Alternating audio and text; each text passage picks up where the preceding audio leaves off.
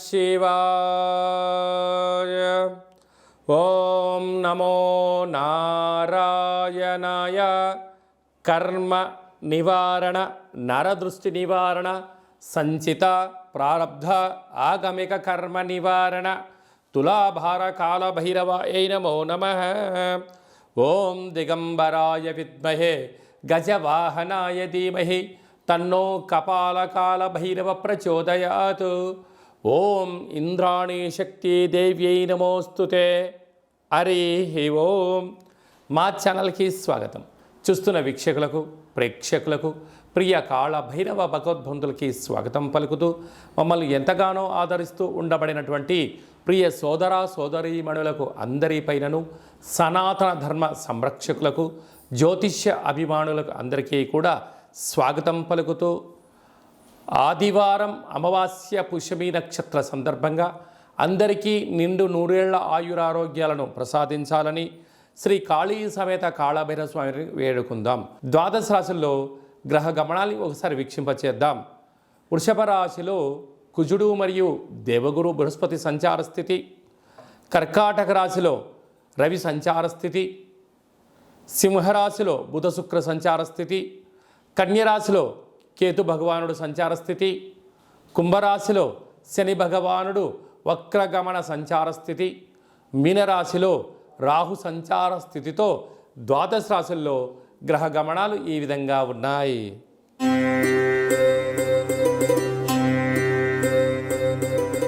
మిథున రాశి వారు ఈ ఆదివారం అమావాస్య పుష్యమి నక్షత్ర సందర్భంగా, కాళ అమావాస్య కాళాష్టమి సందర్భంగా ఎలాంటి విధి విధానాలు పాటించడం వలన జాతకంలో గ్రహయోగం కలిగి మీరు అపార కుబేర సంపన్నులు అవుతారో ఈ వీడియోలో తెలుసుకుందాం. మిథున రాశిలో ఏ నక్షత్రాలు వస్తాయి అనగా, మృగశిర నక్షత్రంలోని 3వ పాదం, 4వ పాదం, ఆరుద్ర నక్షత్రంలోని 4 పాదాలు, పునర్వసు నక్షత్రంలోని 1, 2, 3 పాదంలో కలిపితే మిథున రాశి అవ్వడం జరుగుతుంటుంది. చాలామందికి పుట్టినటువంటి కాల సమయంలో డేటా బర్త్లు లేనటువంటి కారణం వలన పేరు యొక్క మొదటి అక్షరాన్ని అనుసరిస్తూ ఆ రాశిని తెలుసుకునే ప్రయత్నం చేద్దాం. కా, కీ, కు, ఖం, అజ్ఞ, ఛ, కే, కో, హ అక్షరాల వారందరూ కూడా మిథున రాశి జాతకులే. మిథున రాశి యొక్క అధిపతి బుధుడు. అలాగనే వీరికి ధనావాకు కుటుంబ స్థానంలో రవి సంచారం చేయడం వలన, ఆ రవి భగవానుడు కర్కాటక రాశిలో జలరాశిలో ఉండడం వలన వీరికి పట్టిందల్లా బంగారం అవడం, గళగళ పారుతున్న గోదావరి నదిలాగా మీరు చేస్తున్న కష్టానికి శ్రమకు తగిన ఫలితము ధనం రాబోతుంది. కనుక దీపం ఉండగానే ఇల్లు చక్కబెట్టుకోవాలని పెద్దవాళ్ళు ఎలా చెప్తుంటారో, సమయం, ధనం, ఆరోగ్యాన్ని కాపాడుకునే ప్రయత్నం చేయండి. అంతా విజయము మిథున రాశి వారి సొంతం అని చెప్పి గమనించాలి. తృతీయంలో బుధ శుక్ర సంచార స్థితి, తల్లిదండ్రుల నుంచి, అన్నదమ్ముల నుంచి, అక్కాచెల నుంచి మీకు రావాల్సినటువంటి తరతరాల నుంచి వచ్చే ఆస్తి మీ సొంతం కాబోతుందని చెప్పి గమనించాలి. అర్ధాష్టమ కేతు, చిన్న చిన్న విషయాలకు ఆందోళన తగదు. రహస్యమైనటువంటి ధనపరమైనటువంటి వ్యాపార కార్యక్రమాలకు కానీ, ఫోన్ లావాదేవీలు కానీ, ఓటీపీలు కానీ ఎంతో భద్రపరచుకోవాలని చెప్పి జ్యోతిర్విజ్ఞానం తెలియచేస్తుంది. వ్యయంలో కుజుడు గురు సంచార స్థితి ఉండడం వలన, కుజదోష ప్రభావం కారణం వలన, అలాగనే మీ జన్మ నక్షత్రం రోజున అమావాస్య రోజున వాగ్వివాదాలకు దూరంగా ఉండండి. అదియే కాకుండా నదీ ప్రయాణాలకు దూరంగా ఉండండి. దూర ప్రయాణాలు చేయొద్దు. వీలైనంత వరకు మౌనం, ధ్యానం, ఆధ్యాత్మికత మంచిది. తెల్ల జిల్లేడు వృక్షం దగ్గర దీపము, తెల్ల జిల్లేడు యొక్క వేరును తీసుకొచ్చి ఇంట్లో పెట్టుకోవడం వలన అద్భుతమైనటువంటి మీతో పాటి రాబోయే తరాల వారందరికీ కూడా యోగం, ఆనంద సిద్ధిని, ఐశ్వర్య సిద్ధిని, అక్షయ సిద్ధిని, ధనపరమైనటువంటి యోగం మీరు అందిస్తారని చెప్పి గమనించాలి. కనుక రుణ సమస్యలకు, రోగ సమస్యలకు దూరంగా ఉంటూ, మౌనంగా ఉంటూ ధ్యానం, ధర్మం, పక్షులకు ఆహారం, కాకులకు ఆహారం, కుక్కలకు ఆహారాన్ని ఏర్పాటు చేయగలిగినట్లయితే కాళభైరవ స్వామికి స్మరణ, ధ్యానము, పూజ చేసుకోవడం వలన మిథున రాశి వారికి అదృష్టం, ఐశ్వర్యం వారి సొంతం కాబోతుంది. అలాగే స్వయం వృత్తులు, సేవా రంగాలు, హోటల్ వ్యాపారాలు, సాఫ్ట్వేర్ ఉద్యోగస్తులు, హార్డ్వేర్ ఉద్యోగస్తులు, వ్యవసాయ సోదరీమణులకు, రియల్ ఎస్టేట్ రంగంలో ఉండవలసిన వారందరికీ కూడా ఇది చాలా మంచి కాలము అని చెప్పి గమనించాలి.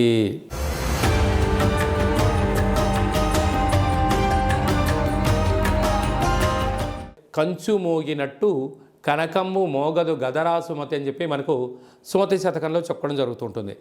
రాసులు 12 ఎలా ఉంటాయో 12ని అచ్చు వేయడం జరుగుతుంటుంది. పూజ చేసిన తదనంతరము ఈ యొక్క పాత్రను ఇలా ఎడమ చేతో పట్టుకొని కుడి చేతో ఈ కర సహాయం తీసుకొని ఇలా చిన్నగా శబ్దం చేసినట్లయితే ఓంకార శబ్దం రావడం జరుగుతుంటుంది.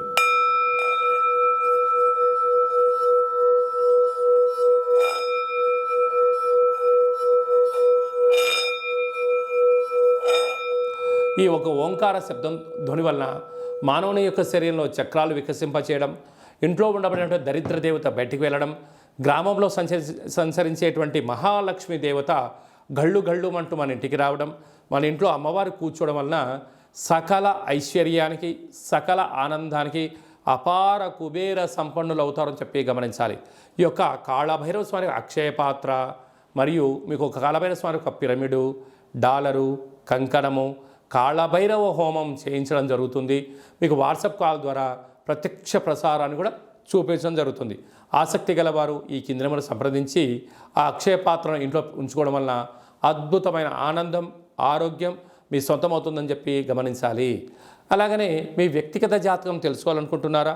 మీ పుట్టినటువంటి కాల సమయంలో మీకు తల్లిదండ్రులు పెట్టినటువంటి పేరు, డేటు, నెల, సంవత్సరం, సమయం వ్రాసి పంపించినట్లయితే 100 సంవత్సరాల జాతకాన్ని వ్రాసి సవివరంగా పంపించడం జరుగుతుంది.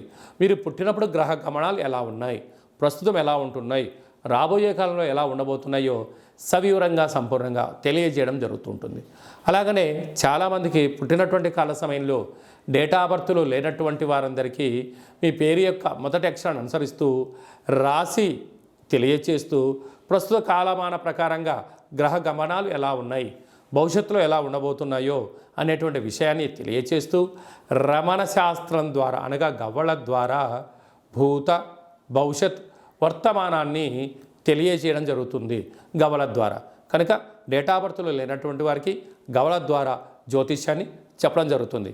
కనుక మన వ్యక్తిగత జాతకాన్ని తెలుసుకుందాం, గ్రహాలలో ఉండబడిన దోషాలను తెలుసుకుందాం, తినేటువంటి ఆహారాల్లో, వేసుకునే వస్త్రాల్లో, చేసే పనుల్లో స్వల్పమైన మార్పులు చేసుకుందాం. అద్భుతమైన ఆనందకరమైన ఆరోగ్యకరమైన కుబేర సంపన్నమైన జీవితానికి స్వాగతం పలుకుతాం. కనుక ఆసక్తి గలవారు ఈ కింద సంప్రదించి అపాయింట్మెంట్ తీసుకొని సంప్రదించగలరు. అలాగనే మీ అబ్బాయికి కానీ అమ్మాయికి కానీ ఎంత ప్రయత్నం చేసినా వివాహం అవ్వడం లేదా? ఎందుకు వివాహం అవ్వడం లేదు?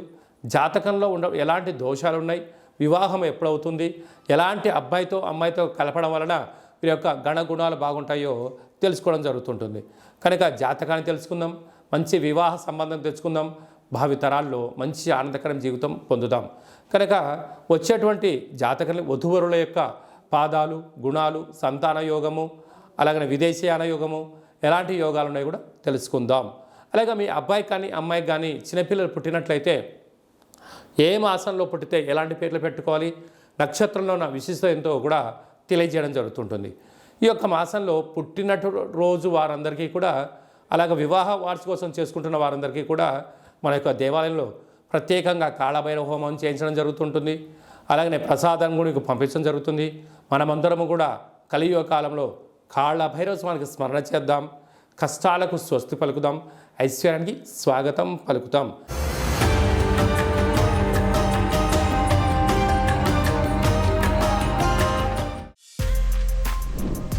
For more videos like this, subscribe Big TV channel.